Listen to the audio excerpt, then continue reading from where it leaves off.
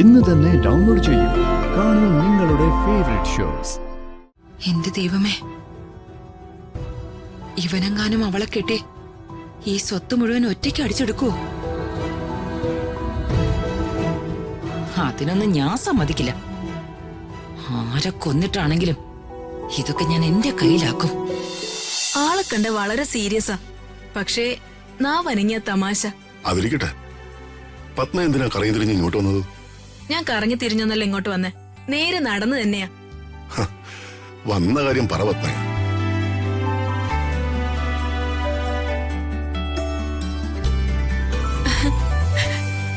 അല്ല പ്രതാപേട്ട, അറിയാനുള്ളൊരു ക്യൂരിയോസിറ്റി കൊണ്ട് ചോദിക്കുന്നതാ. ആ മാല മോഷ്ടാക്കളെ ഇത്ര പെട്ടെന്ന് എങ്ങനെ പിടികിട്ടി? ഇതെന്താ മിണ്ടാതിരിക്കുന്നേ? കള്ളന്മാരെ പിടികൂടിയ കാര്യമല്ലേ? അതെ, അതല്ലേ ചോദിച്ചത്. മാല മോഷ്ടിച്ചത് അവരായതുകൊണ്ട് അവരെ പിടികൂടി.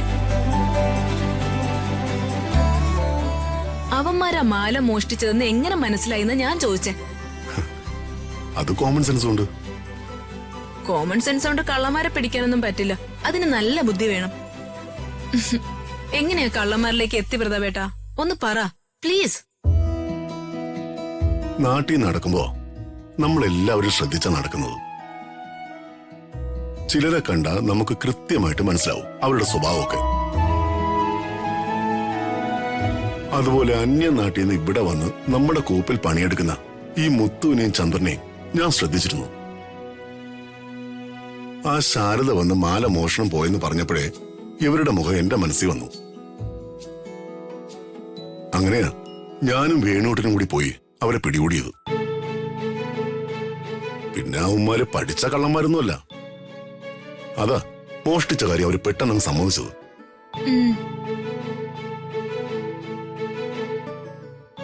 എന്തായാലും പ്രതാപേട്ടന്റെ ബുദ്ധി അപാരം തന്നെയാ, സമ്മതിച്ചു.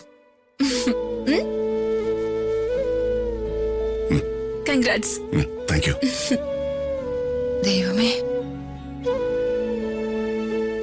അല്ല പ്രതാപേട്ട, പ്രതാപേട്ടനി ക്രൈം ഇൻവെസ്റ്റിഗേഷനിലൊക്കെ വളരെ എക്സ്പേർട്ടാ, ഇന്റലിജന്റുവാ.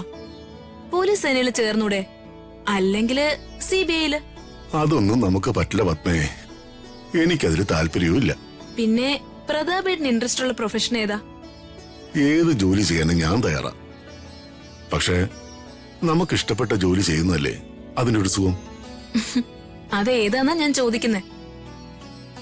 പല ലക്ഷ്യങ്ങളും മനസ്സിലുണ്ട് പത്മേ. പക്ഷേ നമ്മുടെ എല്ലാ മോഹങ്ങളും അതേപടി നിറവേറണമെന്നുണ്ടോ? എനിക്ക് വിധിച്ചിട്ടുള്ളത് എന്താണോ അതേ ദൈവം എനിക്ക് തരൂ. അതിൽ ഞാൻ സംതൃപ്തനായിരിക്കും. പ്രതാപേട്ടൻ പറഞ്ഞ ശരിയാ.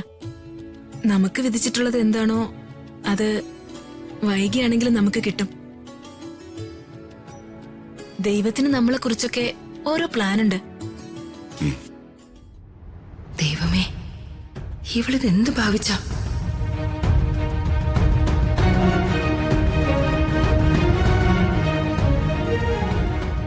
ഞാൻ പ്രതാപേട്ടനെ തിരിച്ചറിയാൻ വളരെ വൈകിപ്പോയി.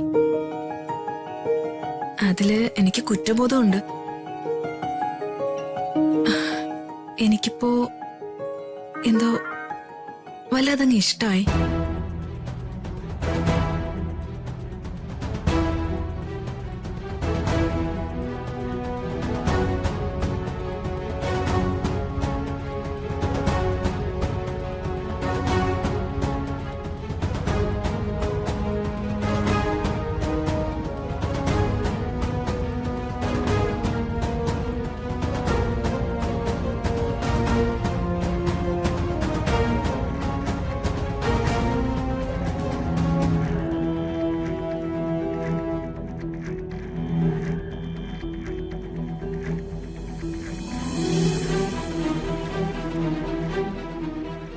എടാ,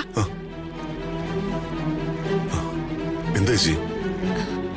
എന്തൊക്കെയാണ് ഞാൻ ഈ കാണുന്നേ? ചേച്ചി എന്താ കണ്ടേ? നീയും പത്മയും തമ്മിൽ എന്താ? ഞാനും പത്മയും തമ്മിലോ? ഞങ്ങൾ തമ്മിൽ ഒന്നുമില്ല. ആ കുട്ടി ചില കാര്യങ്ങൾ അറിയാൻ എൻ്റെ അടുത്ത് വന്നു. ഞാനത് പറഞ്ഞു കൊടുത്തു. ഇതൊന്നും അല്ല. ഏതൊന്നുമല്ല? ചേച്ചി എന്തൊക്കെയാ പറയുന്നേ? പ്രതാപ, പത്മ സൂര്യമംഗലം കോലോത്തെ കുട്ടിയാ. അവൾക്ക് പല അപകടങ്ങളും അറിയില്ല. മാത്രമല്ല അവളുടെ പ്രായവും അതാണ്. ആ പെണ്ണ് നിന്നോട് സംസാരിച്ചതിൽ എന്തൊക്കെയോ അപകടം ഞാൻ കാണുന്നുണ്ട്. ചേരേണ്ടതൊക്കെ ചേരേണ്ടതുപോലെ ചേർന്നില്ലെങ്കിലേ വലിയ പ്രശ്നങ്ങൾ ഉണ്ടാവും. നീയേ ഇരിക്കുന്ന കൊമ്പ് മുറിക്കരുത്. ചേച്ചി എന്തൊക്കെയാ തെറ്റിദ്ധരിച്ചാ സംസാരിക്കുന്നത്? ഞാനും പത്മയും തമ്മിൽ സംസാരിച്ചതിന് മറ്റു വ്യാഖ്യാനങ്ങളൊന്നും വേണ്ട. അവൾ ഞാൻ സ്നേഹിക്കുകയും ബഹുമാനിക്കുകയും ചെയ്യുന്ന മഹാദേവവർമ്മ സാറിന്റെ മകളാ. ചേച്ചി ഉദ്ദേശിക്കുന്ന തരത്തിലുള്ള ഒരു ബന്ധവും ഞാനും പത്നിയും തമ്മിലില്ല. പ്രതാപ, ഒരു പെണ്ണിനെ മറ്റൊരു പെണ്ണിന്റെ മനസ്സ് നന്നായിട്ട് അറിയാൻ പറ്റും.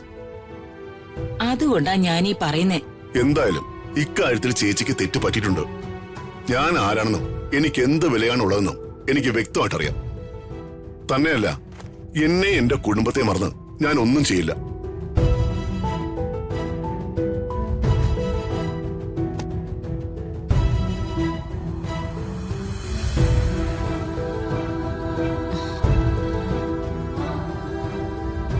എന്റെ ദൈവമേ,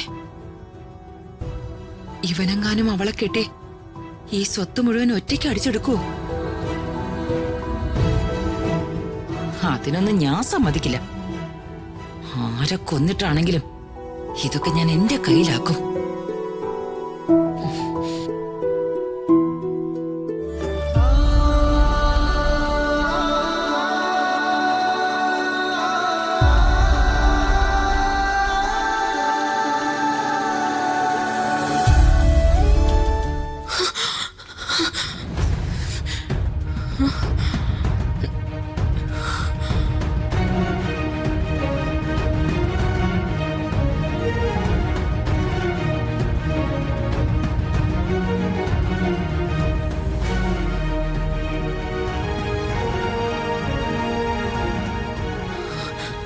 ദൈവമേ, അതൊരു സ്വപ്നമായിരുന്നല്ലേ? വെളുപ്പാൻ കാലത്ത് കാണുന്ന സ്വപ്നം വലിക്കുന്നാണല്ലോ എല്ലാരും പറയുന്നത്. ഓർക്കാപ്പുറത്ത് മനസ്സ് കയറി വന്ന ആളാ പ്രതാപേട്ടൻ. ഇനി എനിക്ക് മറക്കാൻ പറ്റും തോന്നുന്നില്ല. പ്രതാപേട്ടൻ വളരെ നല്ല ആളാ. നല്ല മനസ്സും ഒരുപാട് കഴിവുള്ളൊരാള്. അങ്ങനെയുള്ള ഒരാളെ ഭർത്താവായി കിട്ടാന്നുള്ളത് ഏതൊരു പെണ്ണിന്റെയും ഭാഗ്യമാ. ആ ഭാഗ്യവതി ഞാനാണോ?